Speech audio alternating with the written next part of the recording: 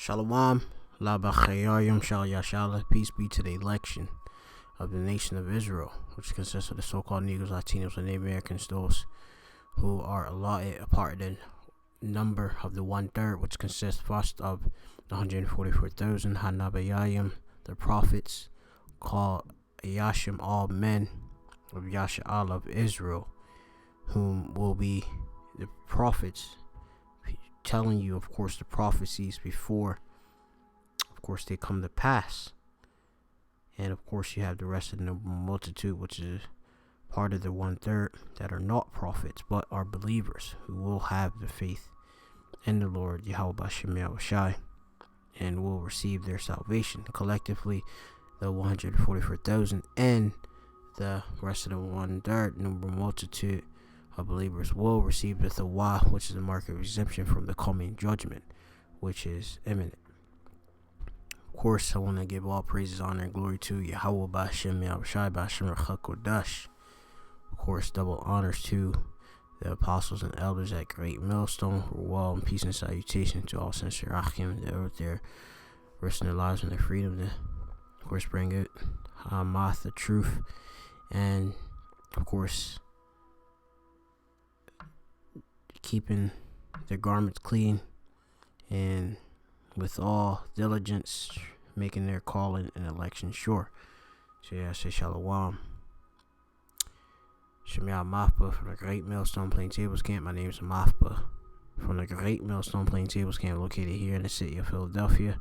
Coming again with another Lamadi Ma'at, or teaching little by in the spirit, in the Baruch Kodash, in the spirit of Baruch Kodash, the Holy Spirit, and my mouth of truth, in which we have here, Iran begins a uranium enrichment, aiming for 5% and the latest 4th step away from a nuclear deal.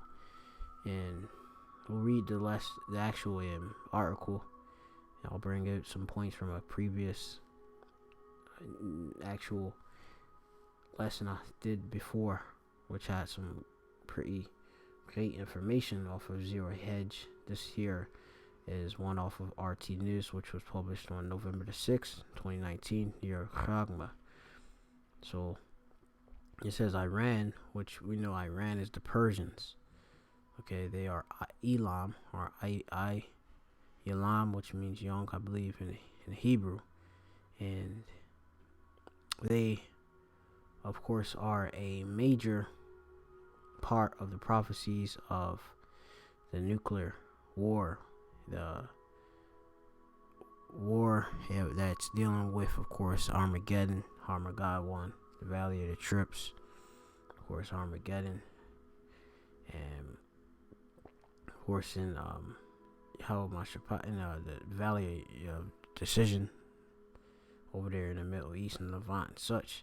So let's get into this. It says Iran has begun the process in enriching uranium to 5% at its Fordo nuclear facility this week, as Tehran, speaking about Iran, continues to scale back its commitments under the 2015 nuclear treaty that the U.S. withdrew from last year. This treaty, which it's speaking about, is the Iran. It's known as actually the Joint Comprehensive Plan of Action. Also, let me see where you get the acronym Joint Comprehensive. It's it right here. Jcpoa. Okay. Which this deal is a agreement, a 59-page agreement with 5 annexes, which I want to go into that term for annex. It says append or add an extra subordinate part, and reached by Iran and the P5 plus 1. You have the actual parties, which are China, France, Germany, Russia, and the UK. So you have here some of the EU nations, EU also known as going into the 10 toes and such. Going into also going to the 10 horns, I believe, in Revelation. They also, these nations are some of the nations like France, Germany, and the UK. I believe they'll be part of the actual NATO, North Atlantic Treaty Organization. You have Russia, okay, which is an ally of Iran, and China, which is also an ally, I believe, with Iran. It says in the United States, which Iran, in the United States, they pulled out, so they're no longer a part of that pact.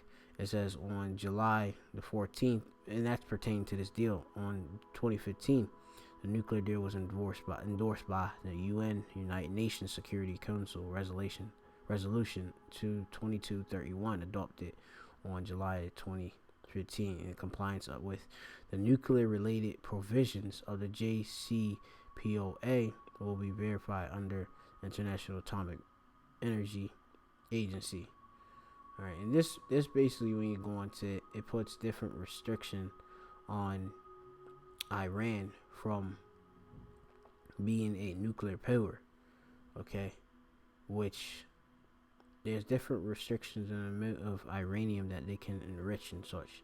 There's different facilities that they actually shut down, okay, too, as well. So, you can look into the different framework, but just to give you again, and I believe Wikipedia carries better information. So it says here, under the Jcpoa or Jcpoa Joint Comprehensive Plan of Action, Iran agreed to eliminate its list of agreed to eliminate its stockpile of medium enriched uranium, to cut the stockpile of low uranium by 98% and reduce about 2/3 of the number of gas centrifuge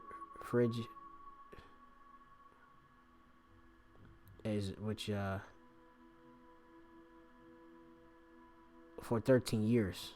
It says for the next 15 years, Iranian will only enrich uranium up to 3.67.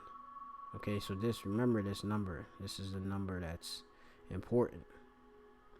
And they of course, agreed not to build any of the new heavy water facilities for the same period of time. It says uranium enrichment activities will be limited to single facilities. Okay, so you can read into this some more, get better understanding. Okay, and we know that they don't want Iran to be a threat or have their influence in the land because of the state of Israel there with the Amalekites, in which America is a proxy for Israel, the state of Israel, that is. Now, going back into the article, just wanted to give you a wee bit of that information on this. Okay, it says Iran nuclear chief Ali Akbar, and it says Saleh announced Tuesday that the country will begin to inject uranium gas into the centrifuge at the underground facility. So that was, as I had brought that information about their centrifuge, is which, just to go into that, it says this is a gas centrifuge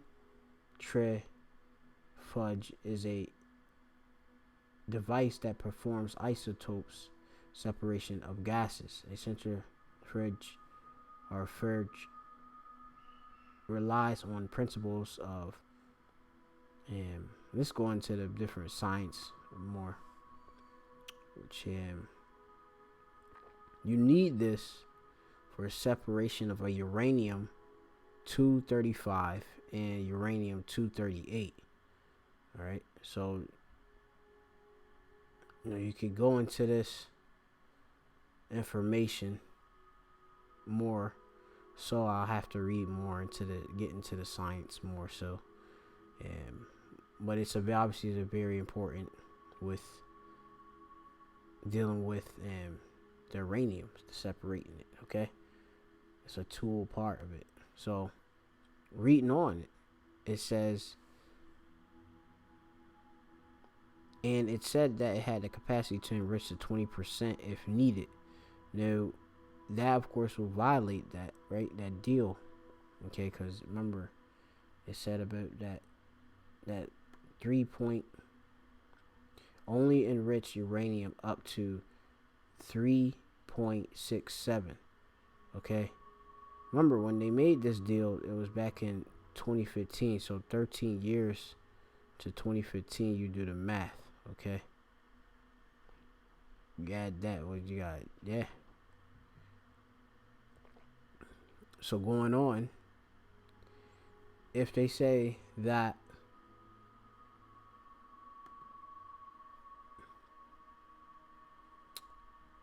they can enrich the capacity to 20% if needed, it says Iranian state, that makes them a threat. It says Iranian state media reports Wednesday that a actual 2,800 kilogram cylinder loaded with 2,000 kilograms of enriched precursor uranium hexafluoride has been installed at Fordow. Under the 2015 deal, Iran committed to reduce the purity of its enriched uranium to 3%, which I gave you the actual, percentage to the exact. And enrichment was prohibited at the Fordow plant. The process began on Wednesday with the President's inspector of the International Atomic Energy Agency, Iranian state TV reported. In a statement it carried by Iranian semi-official Tanzim news agency on Thursday, the country's Atomic Energy Authority confirmed that the enrichment process is underway at Fordow. After all successful preparations, injection of uranium gas into 144, which is spiritual, 1,044 centrifuges started on Thursday at Fordow. All the process has been supervised by the inspectors of the UN nuclear watchdog. And it also says UN inspectors on the ground said that they will report any relevant activities to their headquarters in Vienna. It says a step in the wrong direction. U.S. fumes as Iran expands uranium enrichments beyond nuclear deal limits. When they actually withdraw from it, U.S. they withdraw from the deal, and who they of course want to be a bully, okay, to the other nations, okay, to push and bully them around. But when it comes down to when other nations start to, of course, be subordinate onto them, they freak out. It says it's just a bunch of hypocrisy with the United States. It says U.S. State Department spokesperson told Tehran's plan to abandon its commitment under the nuclear deal is a big step in the wrong direction. The U.S. disapproval came despite the fact that Washington precipitated the move by a unilateral pulling out of the deal last year, with President Donald Trump even branding it the worst deal ever.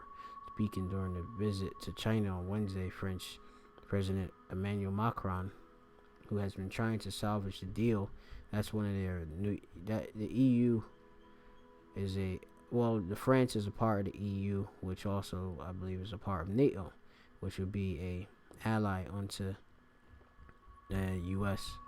through that whole beast system. Okay, and it says nuclear deal said Tehran's latest move was grave and marks a profound switch in policy. And it is.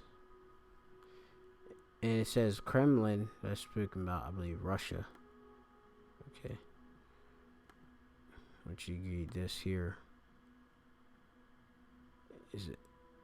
Yeah, Russia also expressed concern over Tehran's moves, but the Russian Foreign Minister Sergei Lavrov said Moscow understood why Iran was scaling back on its 2015 commitments, and why, because first they know that it's wartime. Okay, it's time for war, and they are also an ally, okay, of them, Russia. Russia and Iran, they play a big part of the prophecy. Also, I must note, Iran will be, I believe they're already a nuclear power already. It's just,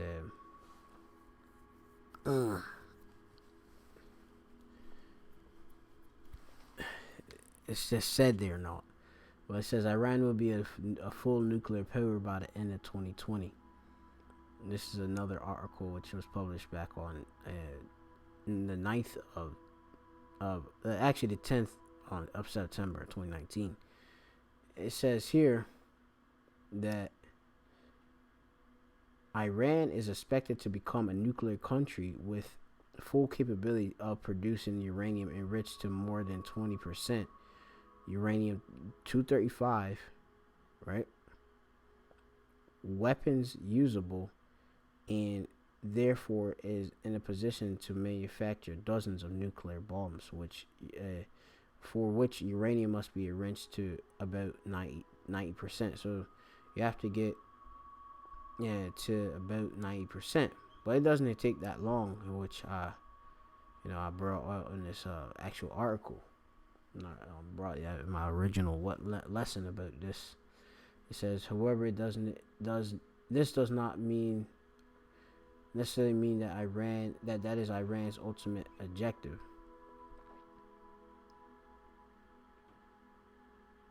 It says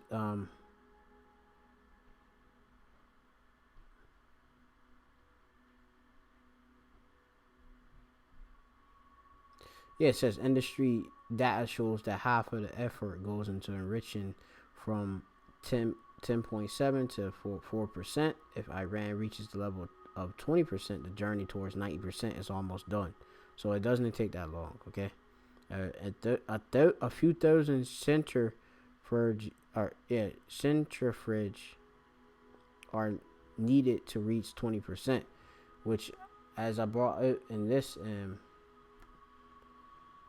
article here, they loaded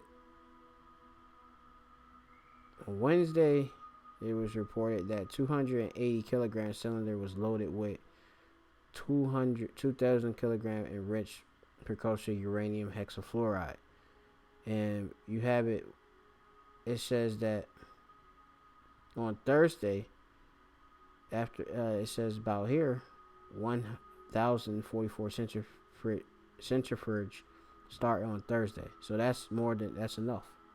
Okay, as it went into on here, you need a few thousands are needed to centrifuge to be are needed to reach 20% enrichment, while a few hundred are enough to cross from 90% from 20% to 90% needed for a nuclear bomb. So actually, just a few hundred are enough to cross from 20% to 90%. Now, I'm assuming that means afterwards, okay? After you get to that 20%, you just gotta fill a few hundred, and then you'll get your 90%. It says when Iran announces it's reaching this level when it considered critical by the West, there is a possibility that Israel might act militarily against Iran's capability, as it did in Iraq in 1981. So, as the state of Israel don't want them to enrich their uranium, obviously, because they'd be a nuclear power and they're a threat. Okay. It says as it did in Iraq in 1981, in Syria in 2009, and assassinated nuclear scientists. If this happens, the Middle East will be exposed to a mega earthquake whose outcome is unpredictable. But if Israel and the U.S. are not in position to react against Iran's total withdrawal from the Jcpoa, the nuclear deal, Iran will no longer accept a return to the return to the 2015 deal. Its position will become much stronger, and any deal would be difficult to reach. Okay, so we have it here. This information just brought out, and this is obviously more moves towards World War III. Okay, so I'm going to start with a couple precepts. This is Isaiah, the 13th chapter.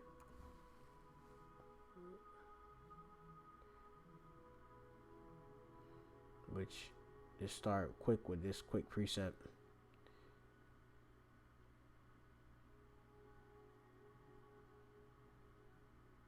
It says here, Isaiah 13:4 says, the noise of a multitude in the mountains, like as of a great people, a tumultuous noise of kingdoms, of nations gathered together. The Lord Yahweh of hosts, Yahweh, Tazabawath, right, mustereth the host of the battle. Okay, so the Lord, you have Pequod, which he appoints. Okay, he's going to appoint, attend to seek, to assign or lay upon the charge, okay, of the different armies to the battle. Which, in order to get to the battlefield, you have to be prepared with these various nuclear arms. Okay, they have nuclear, and you have to have the uranium, and you're going into it. That's a key part of getting this these nuclear missiles. All right. So it says here, they come from a far country, right? A nuclear missile is going to come from a far country, from one end of the heaven to the other. Okay, that's what it's called, ICBMs, intercontinental ballistic missiles. They come from a far country, from the end of heaven, even the Lord Yahweh, and the weapons of indignation to destroy the whole land, which this is going to come to destroy Babylon the Great, being America. It shall, how ye, for the day of Yahweh is at hand, and shall come as a destruction from the Almighty. This destruction is coming from the Lord Yahweh by Shem Shai. It's not coming from the people themselves. It's coming from the actual heathen that are controlled by the Lord. Okay, this is Isaiah 26:21. It says, for behold, Yahweh cometh out of his place to punish the inhabitants of the earth for their iniquity. The earth also shall disclose her blood, and shall no more cover her slain. Okay, so the Lord obviously is sending his son Yahweh Shai, okay, to bring forth that final judgment. And she's going into that battle, okay, as I mentioned, the valley of Jehoshaphat and such, the Armageddon and such, Armageddon, as is written in the scriptures. Okay, let me see if I can find that.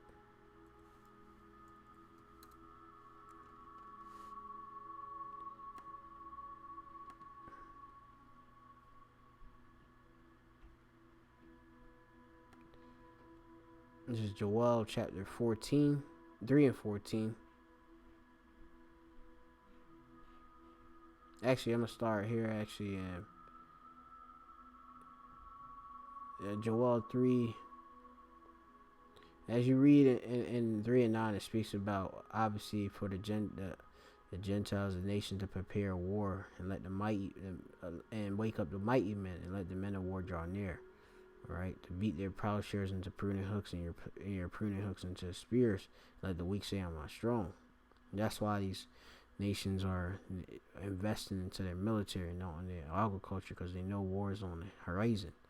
Okay, so I'm starting at verse 12, it says, "Let the heathen be awakened and come up to the valley of Jehoshaphat," which is, you read in the Hebrews. I read it. Jehoshaphat, which is Jehoshaphat in the Hebrew. Most High Yahweh. And you have Shaphat, which is meaning to judge. Shaphat means to judge. So it's the judgment or the decision of the Lord Yahweh, the Most High, for what these different nations have done as it's to the children of Israel. It says, "For there will I sit and judge the heathen round about." It says, "Put ye in a sickle, for the harvest is ripe. Come, get ye down, for the press is full. The fats overflow, for their wickedness is great.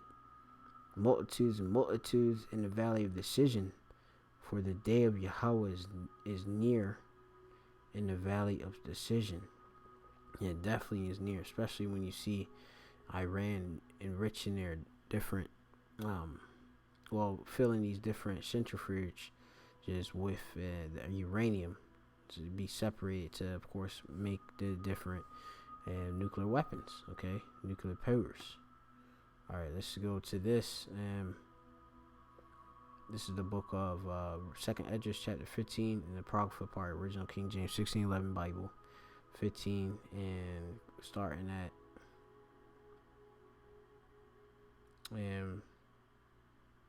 verse 26. "For the Lord knoweth all of them that sin against him, and therefore delivereth he them unto death and destruction." So all of the nations is going to be led unto death and destruction in that land and such. All of the different trips that's going out there and such, they're going to be destroyed. Okay, as the United States is going to be led out there by, of course, what it says in prophecy.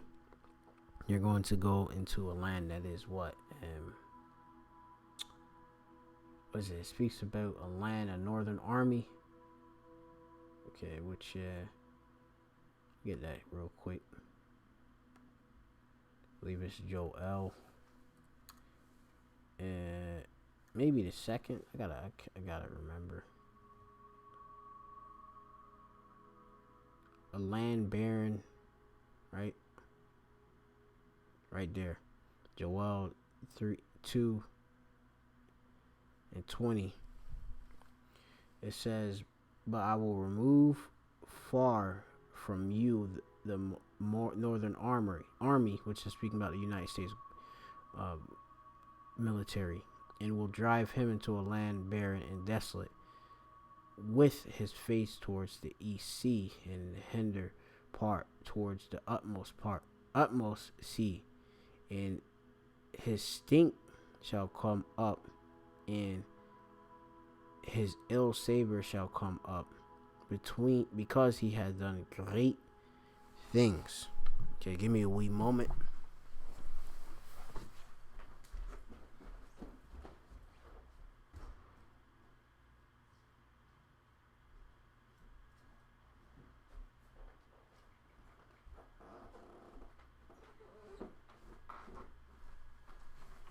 It's like I'm back.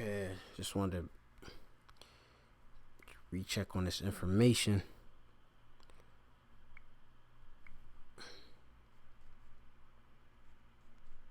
Yeah, which the East Sea is speaking about the river Euphrates, and the hinder part towards the utmost is speaking about the Red Sea. You have to go look in the map over there in the Middle East and such. Okay. That whole region, I am going like that whole Saudi Arabia region and such out there and such.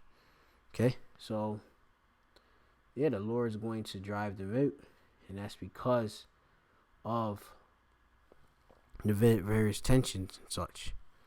Okay, which they want oil. Okay, U.S. is a proxy for the state of Israel. Okay, you have it where Israel may do a actual preemptive strike on Iran. So there's a lot of tension that's coming about because of the different things that are occurring within prophecy, which the Lord mustered the host of the battle, right? The World War III. So reading on, it says, verse 27 back in 2nd Edges 15:27. For now are the plagues come upon the whole earth, and ye shall remain in them, for the power shall not deliver you, because ye have sinned against him.